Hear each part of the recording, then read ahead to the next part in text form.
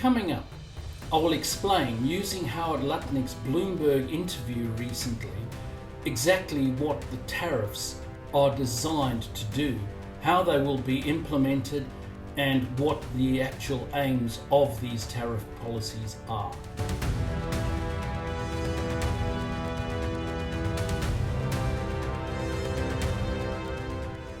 That essentially you divided the country's trade surplus with the United States by the total exports, and then divided the number by 2 and produced this discounted rate. If you're a trade partner right now and you've just watched how America has put together that policy, how are you meant to negotiate with that? What are those countries meant to say? What are they meant to do?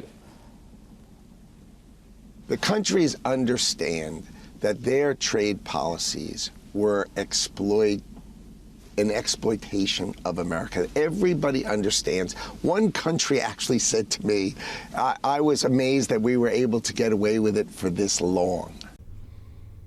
As you can see here, the basic formula is not simple, and it's going to be very complex in terms of implementation, and it will also be difficult to define, despite what Lutnick says, for foreign countries in terms of how the calculation was arrived at, so what the process and what the starting point on negotiation should be.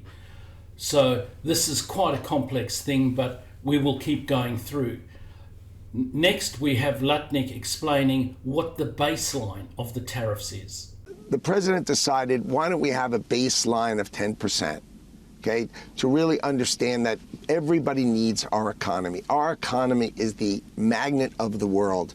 Everybody needs our economy. Let's them pay coming in, and let's change that deficit of $1.2 trillion, and let's make America's economy grow, and let's balance that out. Let's fix that first, and then we'll go readdress the rest of the world. But we need to fix our trade deficit. $1.2 trillion.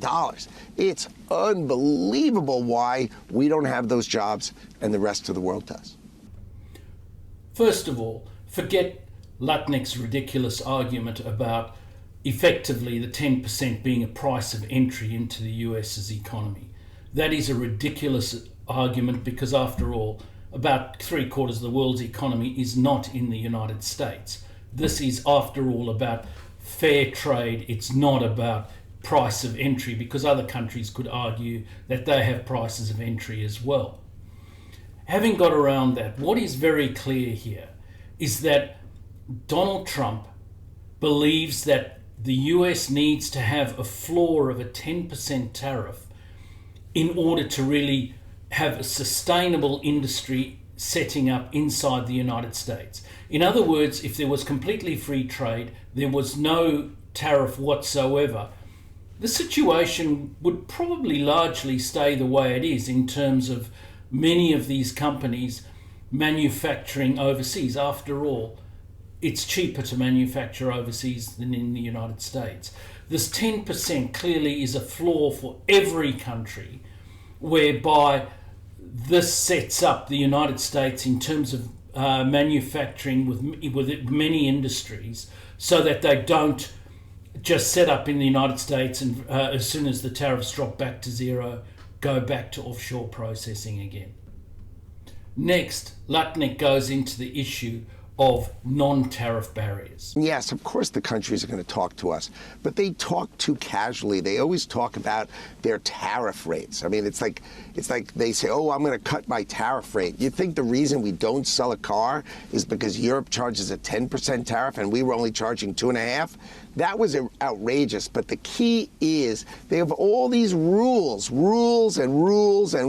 Like, one of my favorites is the Koreans. When we made a deal with them in 2012, we took their cars, right, Kia and Hyundai, and we were going to sell agricultural products to them, right? And when McDonald's went to send in French fries, they wouldn't let them go in because we couldn't prove the origin of the potato. I mean, you don't understand the scale and depth of how they keep our products out. And Donald Trump has said, I've had enough.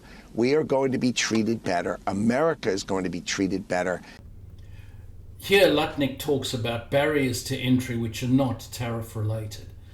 Effectively, there are other mechanisms by which countries either stop imports or otherwise reduce imports from the United States. And these are not tariff related. And in Lutnick's view, and clearly in Trump's view, these are issues that need to be dealt with as well. It is not enough just to be dealing with the tariffs. The issue of the non-tariff barriers to entry need to be negotiated as well in terms of the entire tariff arrangement.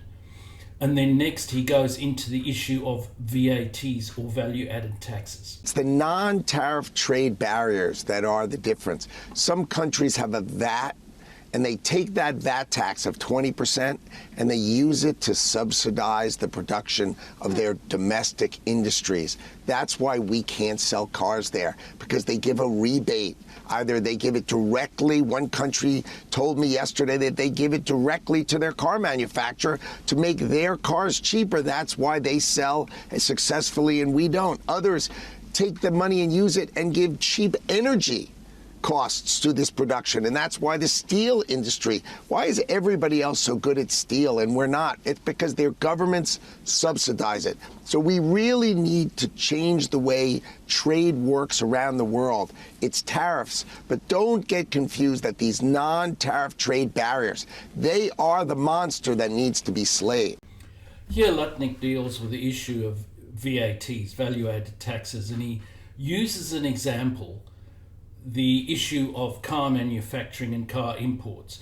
So, for example, let's just take Germany. They might apply their VAT, the 21% value-added tax, to all cars, but the point that Lutnick is making is that the cars that are produced in Germany will get a subsidy from the government that has basically come from the VAT that's been applied to overseas vehicles, which then sets an artificially lower price for the German vehicles as opposed to American vehicles, which is unfair trade.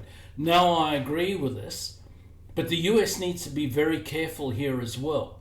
Trump has talked about car loans, and after all, the majority of new cars that are bought in the United States by private individuals are bought using a loan.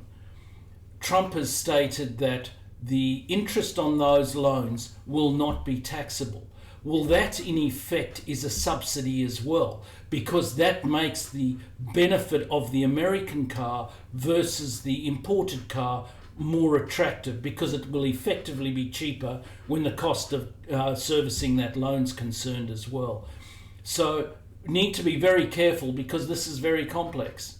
It's a good policy that Trump's put up, but it is a subsidy. Next, the question is asked, well, what about friendly nations and how they are dealt with, in particular Europe? Europe might be wondering this morning why they're being thrown into the same bucket as the Chinese. What explanation can you give them?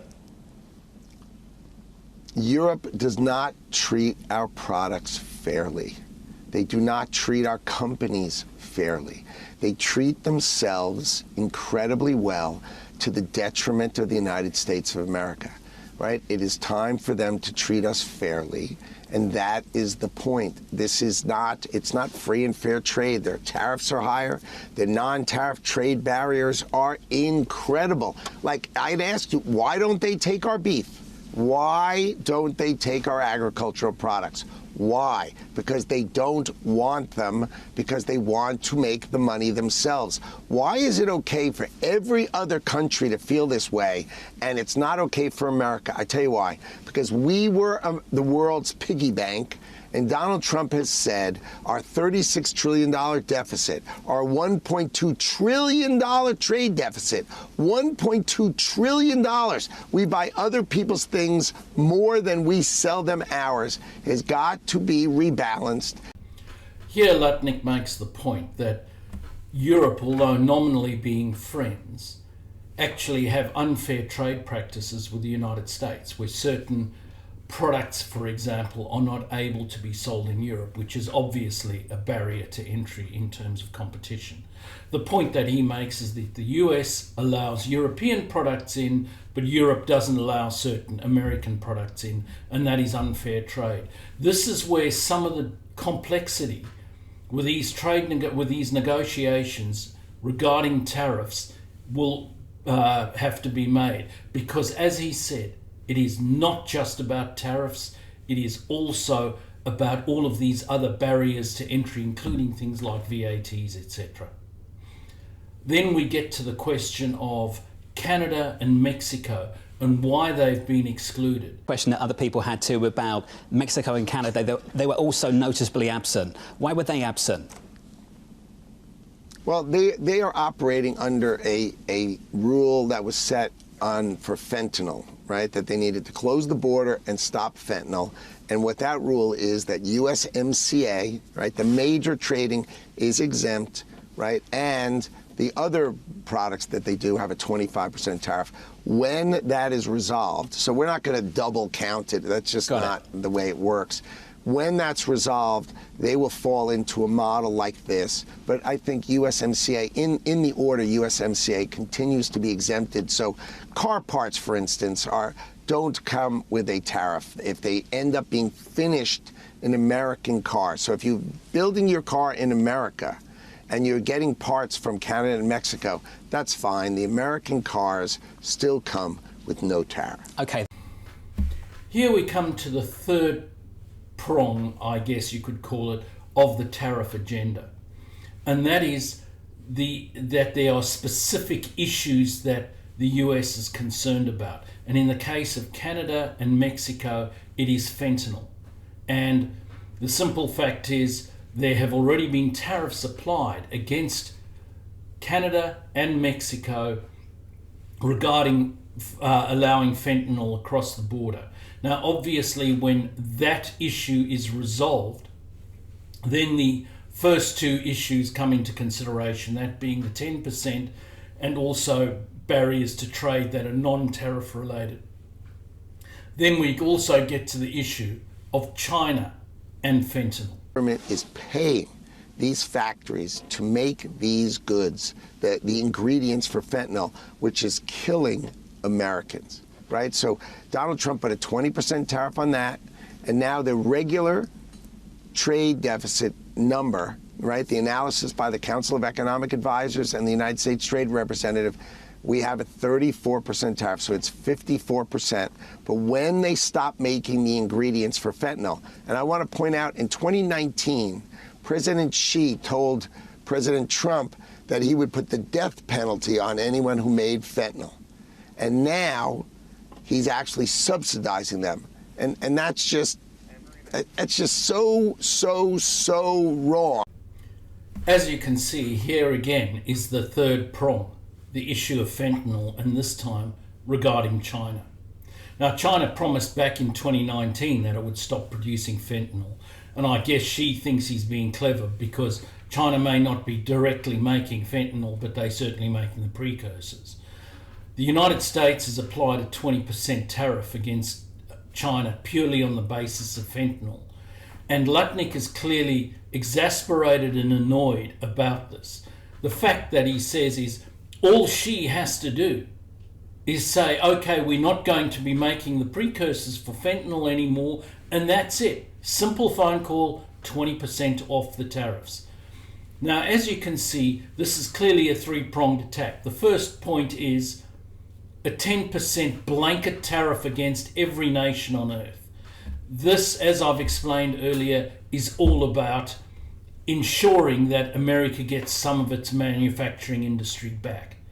The second point is, which is more complex, is the issue of dealing with non-tariff barriers to trade and barriers to entry. These will be more complex to negotiate. As I pointed out, for instance, with the tax rebate that Trump's talking about for people who use car loans to purchase American-made cars. These issues are very complex. They will take time. And then there's the third point where there's specific issues that America's very concerned about, particularly regarding fentanyl, which also have a tariff implication. If you like this sort of content, please like, share, and subscribe. What do you think about the tariff issue? Do you think that the tariffs have gone too far? Please let me know in the comments below, and thanks for watching.